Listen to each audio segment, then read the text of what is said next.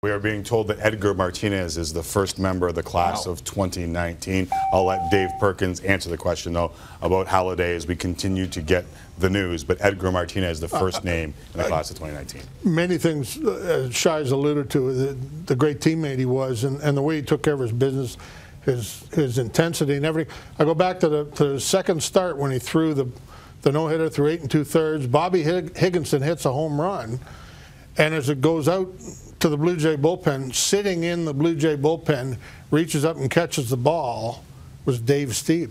Wow. I mean, the guy who went 8 2/3 hitless innings several times.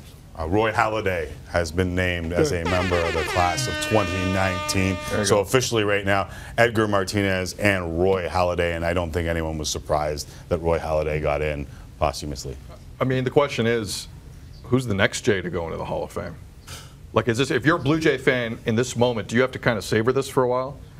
Definitely. I mean, Vladimir Guerrero Jr.? Are they going to make him play? Or isn't he going to be named today?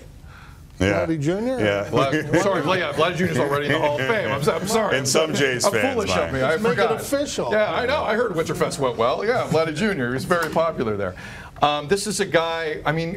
And Halladay will go in as a Jay. He has been on record saying in the past that he would go in. I was there the day that he had mentioned that. And look, I mean, he thought so much and felt the Blue Jays were so instrumental in his career, such a part of him, that he actually signed the one-day contract to retire with the Blue Jays. Right. And, you know, I remember that day when he said that he wanted to enter the Hall as a member of the Blue Jays.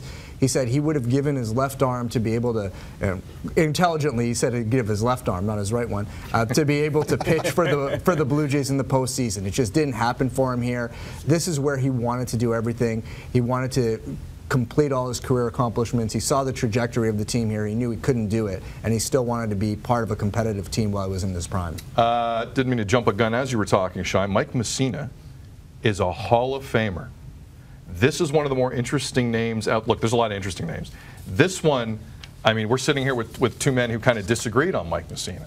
Mike Mussina is now a Hall of Famer. I'm a little surprised, Perk, your take on what just happened. Well, I mean, the numbers nerds have been pushing Mussina for a long time.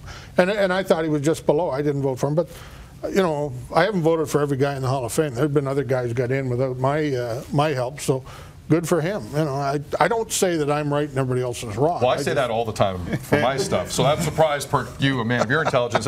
Shai, though, but when you think of Mussina, and Roy Halladay's in the same group, guys who stayed in the American League East for that long. Think of the ballparks that he racked up those numbers in that we just showed. It's kind of crazy when you think about it. And against some of the teams that he did it against, competing regularly against the Red Sox and then with the Yankees early in his career while he was with the Orioles. And look, I understand some of the debate here, and I think what's really changed, I would say, in the past 10 years, correct me if I'm wrong, but guys who were sort of more collectors in terms of their career numbers, as opposed to guys who accumulated them in short, spectacular bursts, have been considered and valued more highly. And I think, you know, one thing that I've learned covering the game, and one thing that I place a really high value, are the guys who are in there year in, year out and give you those consistent numbers. They're dependable guys. Yeah. And, you know, stay on the field. Consistent excellence. And Mussina did that. You know, and I think the value of that, the way we look at pitching these days, has certainly changed.